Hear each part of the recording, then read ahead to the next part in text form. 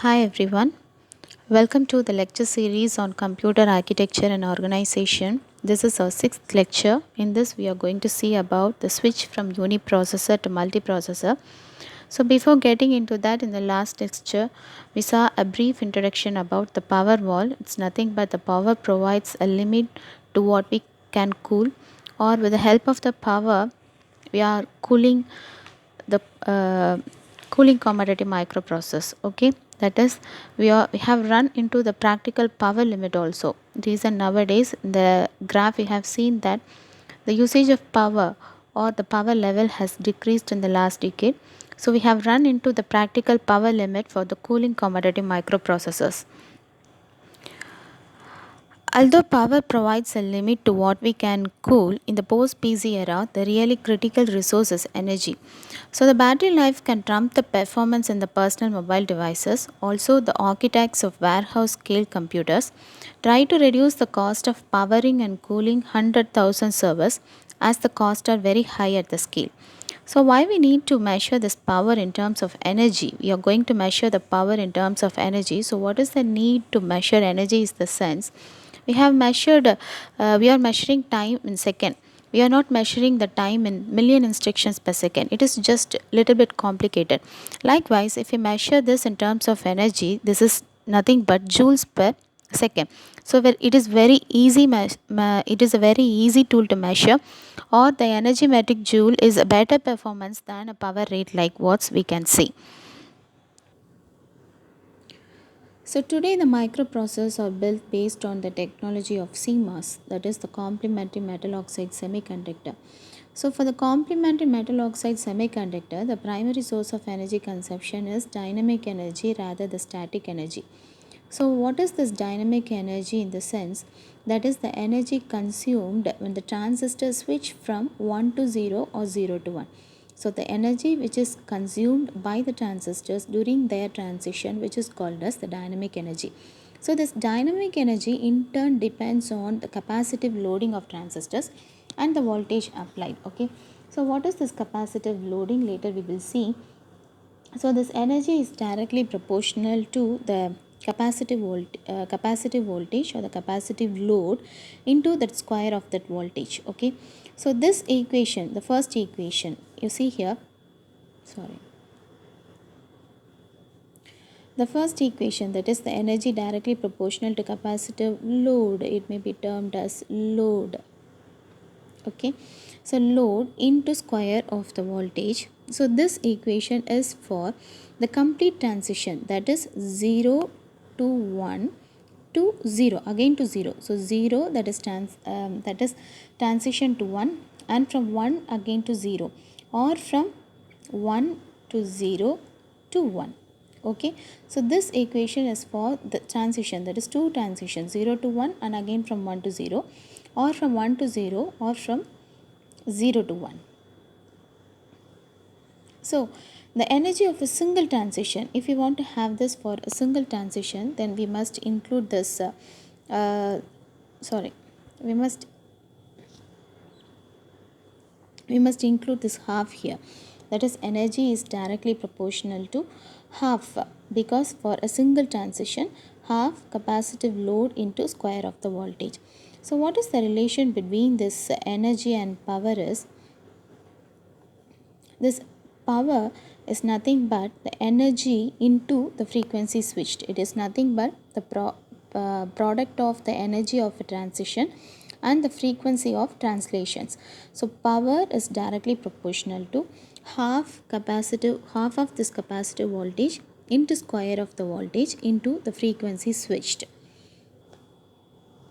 So this frequency switched is a function of the clock rate. So what is this frequency switched? Is nothing but the function of clock rate.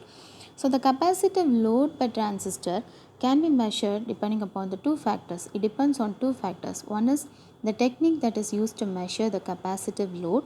Also the number of transistors that is connected to an output of the transistors. It is called as the fan out. How many number of transistors are connected? It can be given by a technical term, fan out. So what is fan out? Fan out is the number of transistors that is serves as an output for a particular transistor.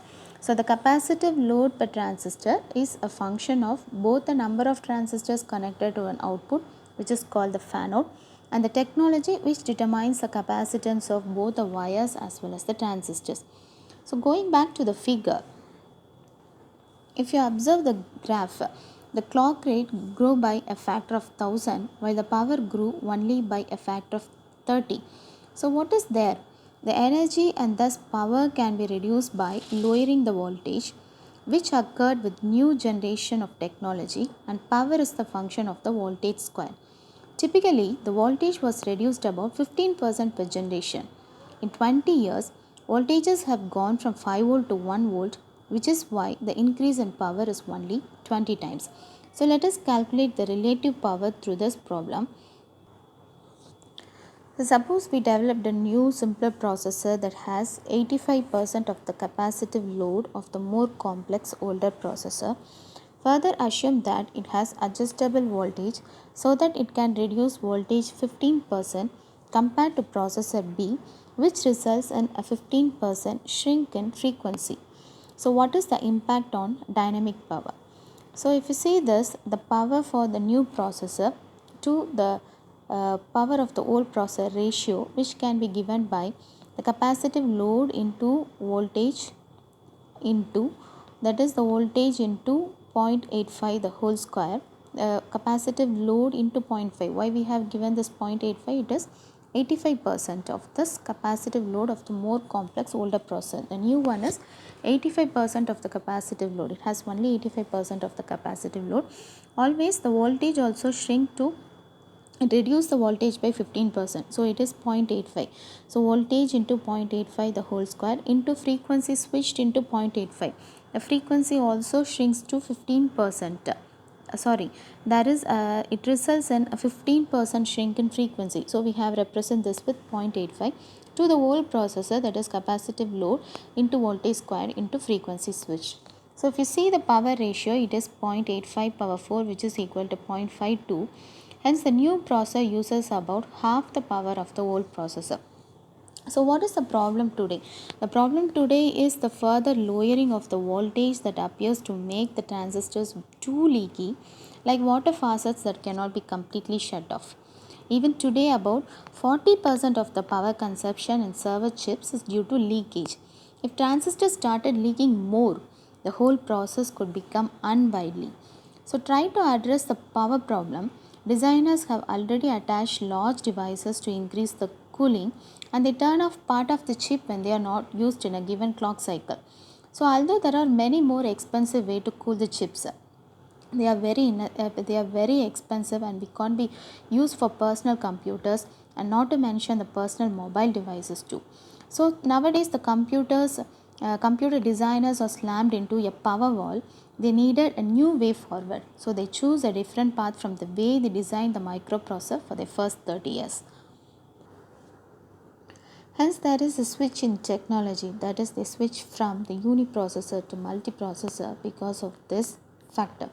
So, what is the factor which led to multiprocessor is that if you see this, we already saw that there is a limit in reducing the voltage. If you reduce the voltage more and more in order to reduce the power, the transistor becomes too leaky, and the power consumption that is because of the leakage is 40% of the total power consumption we have discussed.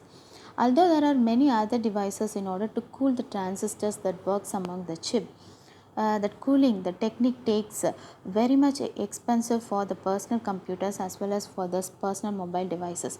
So this computer designers are slammed with, or they are restricted with a power in order to design their microprocessor. There should be a power limit, there should be a voltage limit, so that they can work very well in the microprocessor.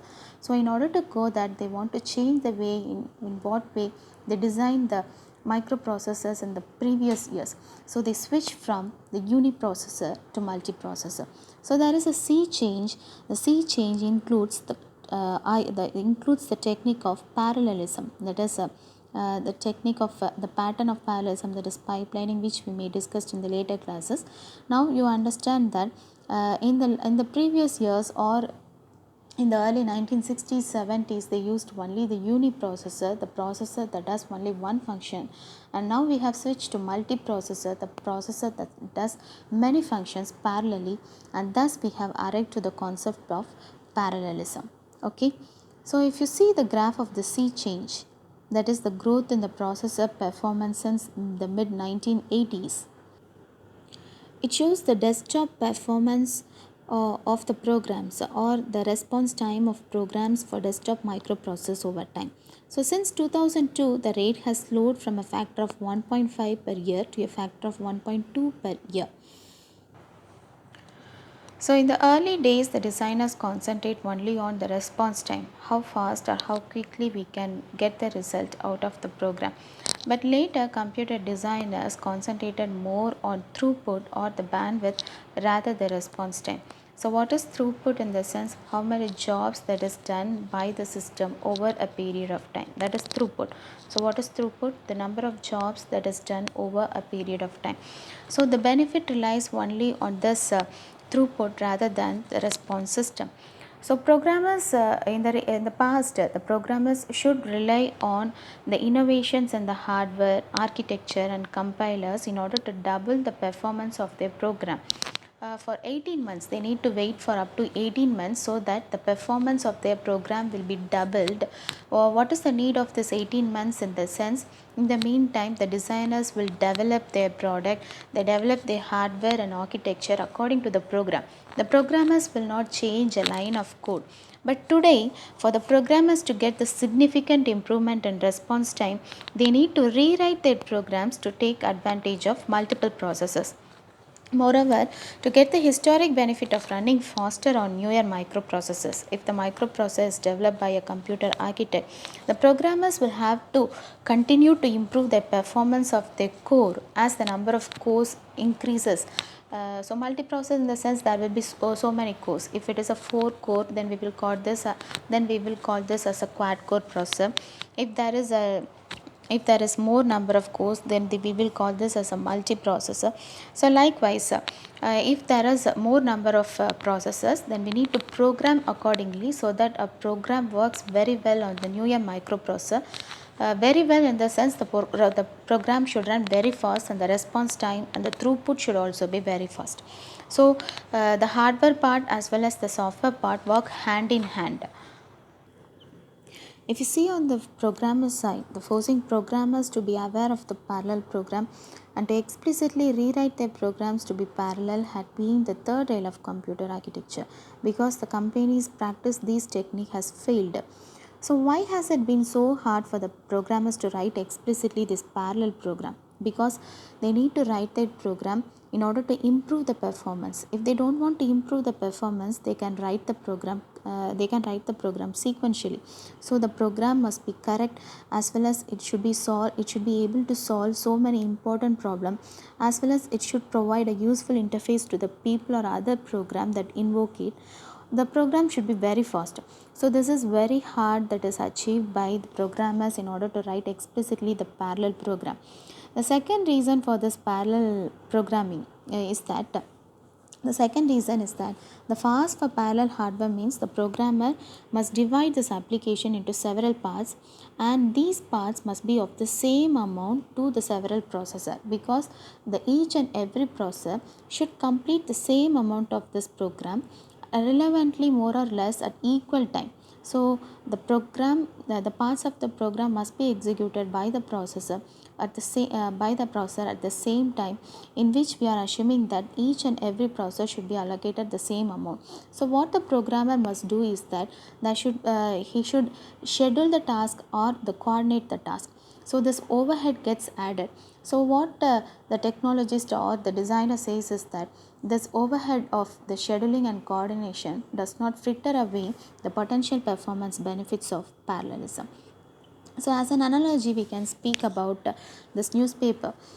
If eight reporters working on the same story could potentially write a eight story 8 times faster, but if we split up the task, then then they will be able to complete it very quick. At the same time, all should do the work very quickly. So, if they do the work very quickly, then we can achieve the communication as well as the synchronization. But it is very hard in case of newspaper reporters. If it is very hard for even reporters, then it is your newspaper reporters, then it will be very hard for this parallel programmers too. So in order to reflect this sea change in the industry, they switch from the uniprocessor to multiprocessors, and this parallelism is followed in multiprocessor. So this parallelism is achieved in computer architecture via this instructions and the memory hierarchies, in which we will see in the later chapters. So that's all for now. Let us see the discussion in the next lecture. Thank you.